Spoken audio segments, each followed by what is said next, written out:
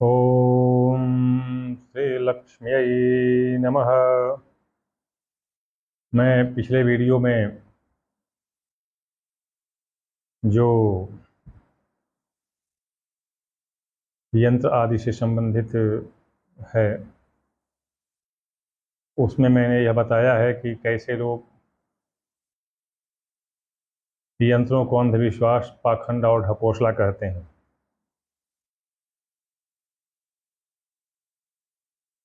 उनकी गलती भी नहीं है। दो चीज़ें हैं, या तो वे दरिद्र होंगे, पैसे के भूखी होंगे और विधर्मियों से, यवनों से, गैर हिंदुओं से पैसा ले करके और धार्मिक विरोध प्रकट करते होंगे और शास्त्र, आर्षमत, ऋषि मुनियों की मान मर्यादा, वेदों की उपादेयता और यंत्रों की महत्ता के विपरीत बोलना, इनकी अवमानना करना, इनका अपमान करना, ये इनके स्वभाव में होगा। दोनों कारण से, या तो वास्तव में ये गैर हिंदू होंगे और बहुरूपिया का स्वांग बनाकर हिंदू बने होंगे,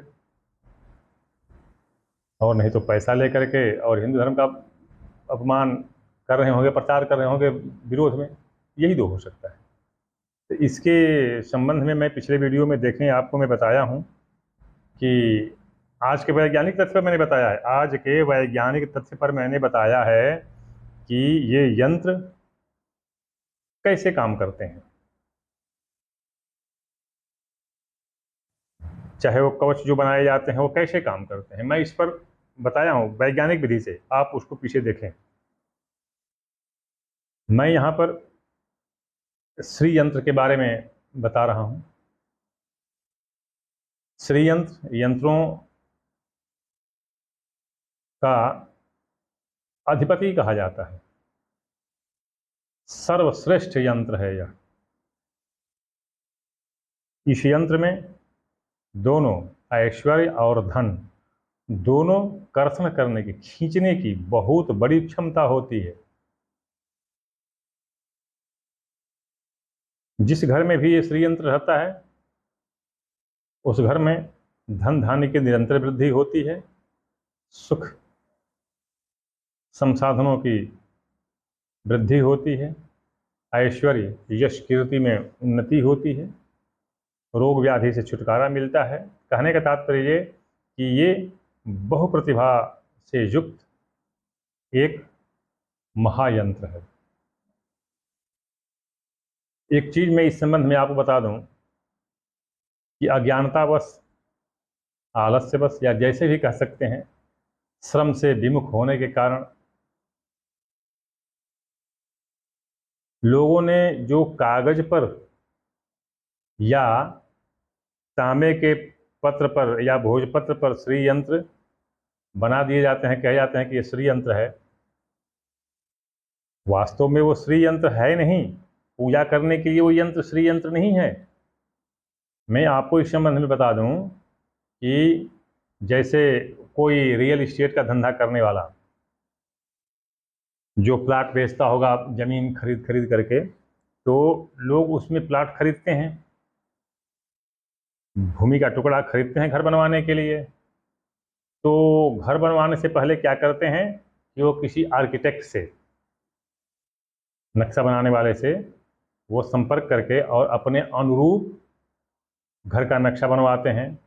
मेरा किचन किधर रहेगा, बेडरूम किधर रहेगा, डाइनिंग हॉल किधर रहेगा, लेटरिन बाथरूम किधर रहेगा, किधर की दीवार ऊंची होगी, कौन सी दीवार कितनी लंबी होगी।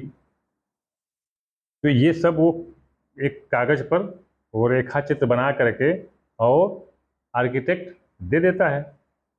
अब घर बनवाने पर समय जब वो मिस्त्री होता है, मेसन, जो ईंट गारे का काम करता है, सीमेंट वगैरह का, वो क्या करता है कि उसी आधार पर वो ईंट जोड़ते चला जाता है, दीवार खड़ी करता है।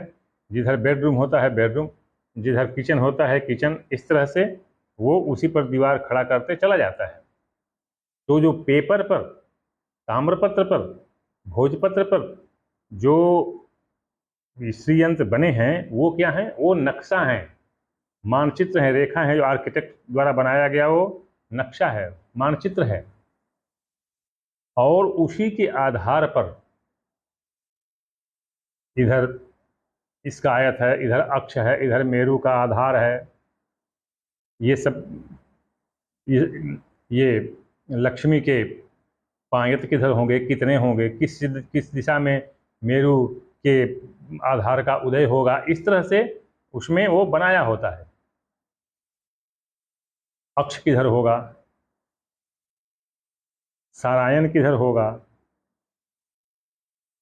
लक्ष्मी का गवाक्ष किधर होगा, ये सब उस मानचित्र में बनाए होते हैं और उसी के अनुसार ढाला जाता है। चाहे वो पारे का बने, सोना का बने, चांदी का बने, अष्टधातु का बने, जिस किसी का भी श्रीयंत्र बने, वो उसी के अनुसार वो ढाला जाता है। उसका फ्रेम बनता है और फ्रेम में वो धातु, वो मेटल जो है उसको मेल्ट करके पिघला करके डाल दिया जाता है और वो बनकर तैयार हो जाता है।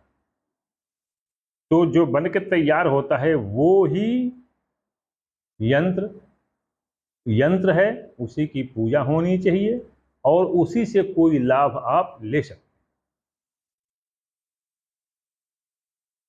शेष जो आप कागज पर और ताम्रयंत्र, तांबे पर और पीतल पर और भोजपत्र आदि पर जो आप देखते हैं बनाया हुआ, वह चित्र मात्र है, केवल चित्र मात्र है।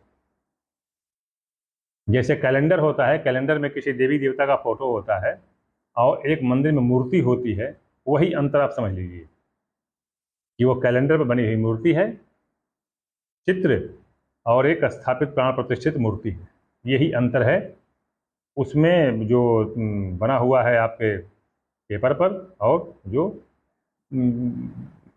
सांचा बनाया गया है, प्रतिरूप एक आकृति बनाई गई है पेपर पर उसमें, और एक श्री यंत्र में जो पूजा के लिए बना हुआ है। देख लीजिए, इसमें किधर आयत रहेगा, किधर अक्ष रहेगा, किधर मेरुध्वज रहेगा, किधर मेरुतुंड रहेगा, किधर लक्ष्मी गवाक्ष रहेगा, इसके नीचे मेरु का आधार क्या होगा, उसके बाद मेरु की ऊंचाई में इनका अनुपात क्या होगा, ये सब गणना गिनती करके फिर बनाया जाता है। ये पारा का श्रीयंत्र है। आप देखने में ये बहुत छोटा लग रहा है, लेकिन इसका वजन पूरे 100 ग्राम है, कुछ ज़्यादा है, मतलब 100 ग्राम है। तो यह जहाँ पर ये किसी के मतलब कि आग्रह पर बनवाया गया है, वो अब शायद कल में आएंगे तो वो अपना लेकर के जाएंगे। तो ये इस तरह से ये श्रीयंत्र है। अभी ये श्रीयंत्र महाबलशाली, शक्तिपुंज और वैभव प्रदान करने वाला है, इसमें कोई संदेह नहीं है। इसकी पूजा 2-3 चीज़ें ध्यान रखने की चीज़ हैं। यदि मंदिर में जो स्थापित होता है उसकी बात कुछ और है, और जो घर में रखे जाते हैं उसकी बात कुछ और है। घर में रखे जाने वाले के लिए बस सिर्फ एक ही चीज़ है, इस पर सिंदूर, चंदन आदि, हल्दी वगैरह न चढ़ाया जाए, सिर्फ जल चढ़ाया जाए, पहली चीज़। दूसरी चीज़ कि इसको हर रविवार के दिन रीठा रीठा होता है, रीठा और इमली दोनों को घोल करके फिर इसको धोएं। इस पर साबुन न लगाएं, ब्रश न लगाएं, कोई रगड़ने वाली चीज़ इस पर न लगाएं। इसको सदा तांबे के या चांदी के प्लेट में रखें, स्टील के प्लेट में, चीनी मिट्टी के प्लेट में न रखें, क्योंकि इसमें मरकरी का ऑक्सीडेंट होता है, मरकरी का ऑक्सीडेंट होता है। उसके बाद इसमें मोनोकार्बाजॉल होता है, जिसको गोधूम कज्जल कहते हैं। उसके बाद इसमें जो कार्बोनेटेड माइका होता है, ये अपने डाल के बनाए जाते हैं। 80% इसमें 80% जो है माइका होगा, पारा होगा, शेष में जो द्रव बताया उसमें होगा।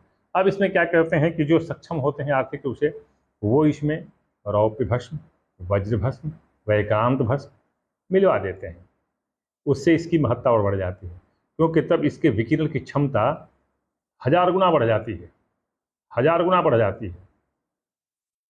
मैं ये डायोड, चार्ज, रेडिएशन, इन तीनों के बारे में अपने पिछले वीडियो में मैं विस्तार से बताया हूँ,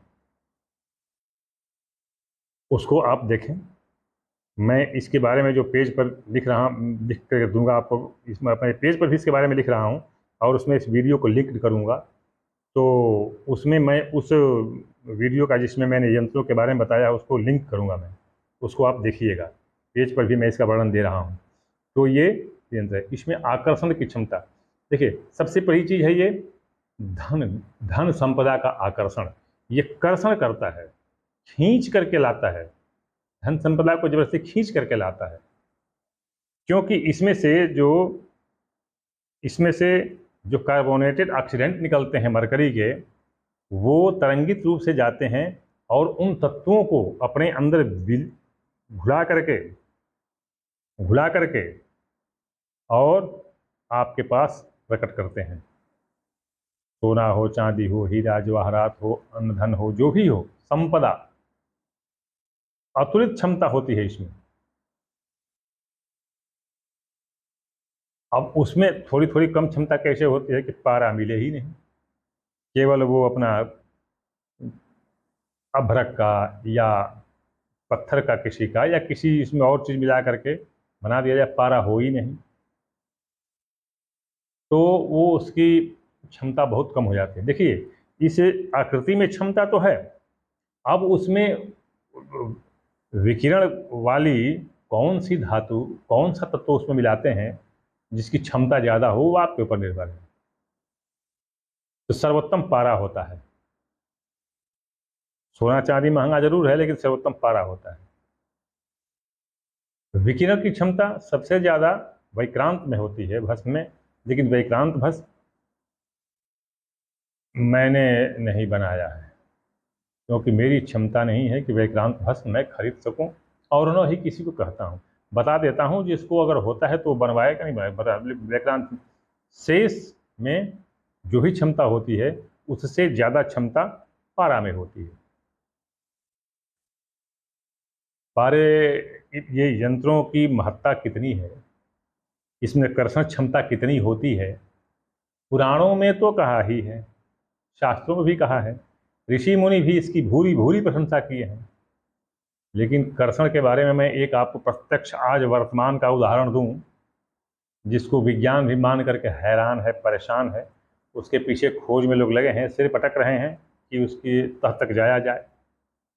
आपने बरमूडा का ट्रायंगल सैटेलाइट सीन आपने देखा होगा, जो हमेशा फोटो प्रकट करता है। ये तो सब दुनिया जान चुकी है। सोचिए, समुद्र के अंदर है बरमूडा का ट्रायंगल। वो क्या है? श्रीयंत्र है। वह श्रीयंत्र है, आप उसको देखिए, सैटेलाइट से उस पर जो पिक्चर आती है उसको देखिए कि वो किस चीज़ का पिक्चर है, आपको पता चल जाएगा। अब देखिए पुराणों में यंत्र की महत्ता। एक ऐसा ही हाई फ्रिक्वेंसी रेडिएशन का एक इक्विपमेंट अपरेटस त्रेता युग में लगाया गया था समुद्र के अंदर। उसकी कथा कहाँ आती है? आप सुंदरकांड पढ़िए, रामचरितमानस का। जब हनुमान जी जाते हैं लंका को, तो पहले तो सुरसा को लोग भेजते हैं। सुरसा नाम अहिन की माता, पठइन लागी कही ते ही बाता। देवों ने उनको भेजा, जाकर के पता करो, हनुमान जी की शक्ति का परीक्षण करो। तो सुरसा वहां पर गई। कथा आप लोग जानते हैं कि जो जन भरते ही बदन पसारा, पुनित ही कीन दुगुन विस्तारा। जैसे जैसे सुरसा अपना मुंह बढ़ाती गई, हनुमान जी अपने शरीर का आकार बढ़ाते चले गए। जैसे भी हो, वहां से जब चले आगे सुरसा से निपट करके, सुरसा को तो भेजा गया था उनका परीक्षण, शक्ति परीक्षण के लिए, तो वहाँ से वो आगे चले। वो सुरसा ने उनको वरदान भी दिया कि राम काज सब करिहु तुम बल बुद्धि निधान, आशिख दे सुरसा चली हरख चले वो हनुमान। वहां से चले। अब फिर जब आगे बढ़े हनुमान जी, तो आप देखिए, पढ़े होंगे क्या, उसमें जो यंत्र था, निश्चरी थी जो समुद्र में रहती थी, वो निश्चरी वही यंत्र। जीव जंतु जे गगन उड़ाही, जल बिलो की तिन की परिछाही, आ गहई छाह सक सोन उड़ाई, आ यही विधि सदा गगन चर खाई। सोचिए, उस क्षेत्र में, वह क्षेत्र प्रतिबंधित था। उस क्षेत्र में जैसे आज एयर जोन होता है कि इसमें हवाई उड़ान नहीं हो सकती, उसी तरह वो क्षेत्र था, प्रतिबंधित क्षेत्र था। उसमें कोई यान जाना तो दूर की बात रहे, जीव जंतु जो छोटे छोटे पक्षी भी अगर वो उस क्षेत्र के अंदर उड़ते हुए आ जाते थे, तो वह यंत्र उसको खींच लेता था, वो राक्षसी उसको खींच लेती थी और समुद्र में डुबा देती थी या खा जाती थी, जो भी। तो इसको पुराणों में भी कहा गया है कि यंत्रों की क्षमता क्या होती है, यंत्र की क्षमता क्या होती है। उसी आधार पर वो तकनीक के बारे में, मैं इतना बड़ा वैज्ञानिक तो मैं हूं नहीं, लेकिन उस तकनीक के बारे में मैं अपने पिछले वीडियो में बताया हूं कि वो तकनीक कैसे काम करता है। कि जैसे उदाहरण दिया हूं, वो एक जो सिम कार्ड या चिप पड़ता है, उसमें कैसे उसके डायोड को बढ़ाने के लिए उस पर मेलिनो सल्फो मिथाल डालते हैं, तो वो कैसे उसका डायोड बनता है, इसको पिछले वीडियो में आप देख सकते हैं। और फिर उसका जो चार्ज होता है, होता क्या है कि वो जो चिप होता है, तो चिप पर देखते हैं आप विभिन्न रेखाएं, कटाव कटाव होते हैं रेखाओं जैसे। तो वो जो रेखाएं होती हैं वो तो गहरी होती हैं, वहाँ पर कोई आवेश नहीं जा पाता है, लेकिन जो जो उस पर swelling portion of the SIM जो होता है, उठा हुआ भाग, वो क्या होता है उस पर, जैसा मैं बताया, इस पर मेलिनो सल्फो मिथान, वो जब पड़ता है तो इसके डायोड से बड़ा भयंकर चार्ज निकलता है, लेकिन वो बीच बीच में कटा हुआ है, तो कटे हुए से आवेश खत्म हो जाता है, जो उठा है उसे आवेश होता है, और वो उसी दिशा में सीधे जाता है, और वहां से जो साउंड है, नाद, उनको डाइल्यूट करता है और फिर वापस इधर ही आता है। इसमें क्षमता है।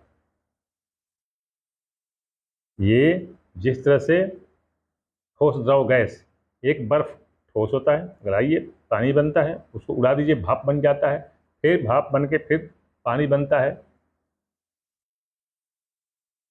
सहस्र गुणम उत्सृष्टुम आदत्ते ही रसम रवि, कालिदास का काव्यामृतम में तो लिखा है कालिदास ने। तो ये क्या होता है, ये ऐसे ही ये जाता है आता है, जाता है, डायल्यूट करता है, आता है। ये जो रेखा है इस पर बनी हुई, जो ये वैज्ञानिक तथ्य है इसका।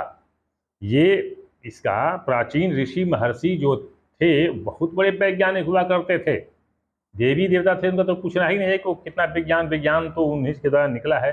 जो ऋषि मुनि हैं वो बहुत बड़े वैज्ञानिक थे, वो जानते थे कि इसका कटाव इसका कटाव कहाँ पर होगा, तो जहाँ पर होगा वहाँ से कोई रेज, कोई रेडिएशन, कोई चार्ज नहीं होगा, लेकिन जो बाकी होगा वो एक निश्चित दिशा में जाएगा, निश्चित दिशा में जाएगा। ये सब एक निर्धारित रूप में बनाए गए हैं। लेकिन क्या कहें कबीरदास का,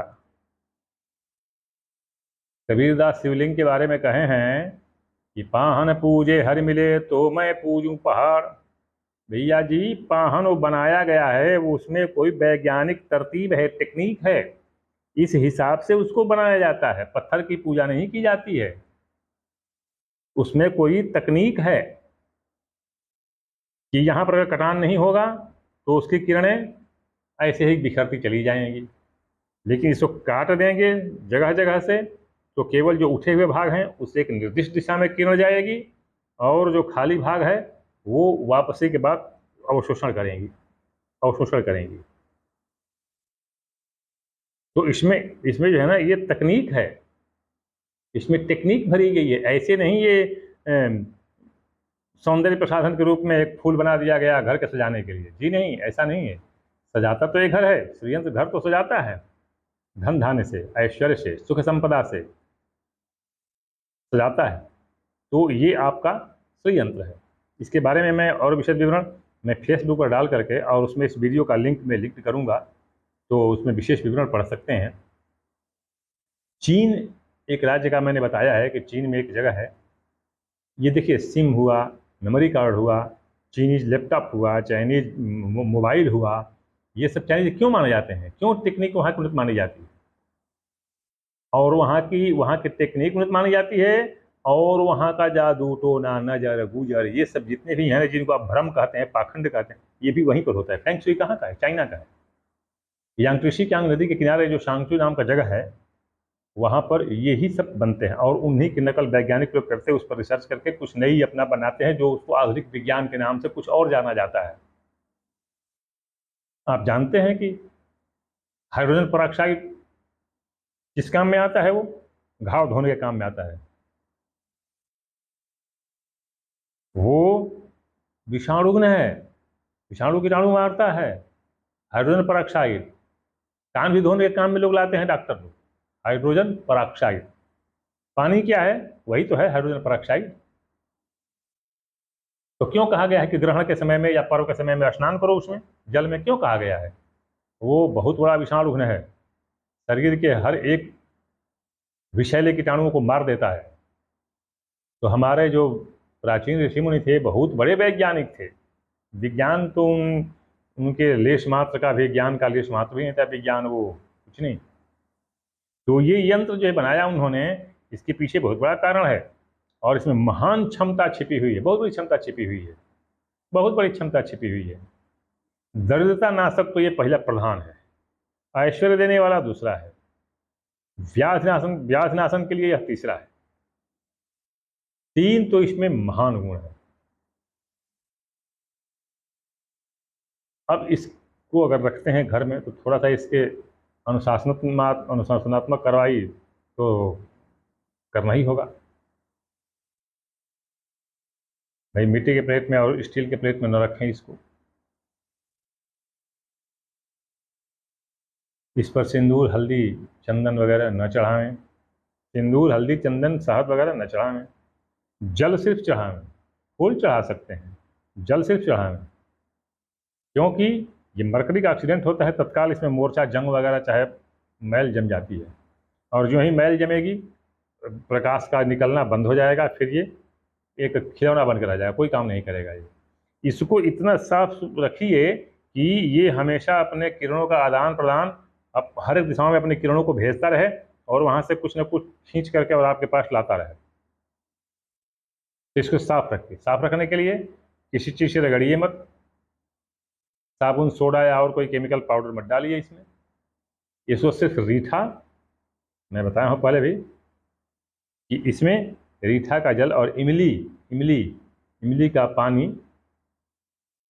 इमली को घोल करके उसके पानी लीजिए, और पानी दोनों को मिला करके इसको हल्का सा हाथ से हल्का रगड़ देंगे, चमक जाएगा और फिर ये साफ हो जाएगा। फिर इससे पूजा कीजिए। थोड़ा सा अगर ध्यान दिया जाए तो इससे महान फल मिलता है। तो ये श्रीयंत्र अगर आपके पास आर्थिक क्षमता हो तो आप इसको घर में रख सकते हैं, इसकी पूजा कर सकते हैं। इसकी भूरी भूरी प्रशंसा शास्त्रों में भी की गई है, ऋषि मुनियों ने भी की है। ये तीनों महाशक्तियों का एक रूप है, तीनों महाशक्तियों का एक रूप है। महासरस्वती, महालक्ष्मी और महाकाली तीनों का यह रूप है। इसकी अपार क्षमता का वर्णन करना संभव नहीं। तो ये है श्री यंत्र और इसकी महिमा मैंने बताई। आपका माता रानी कल्याण करें। ओम श्री दुर्गायै नमः।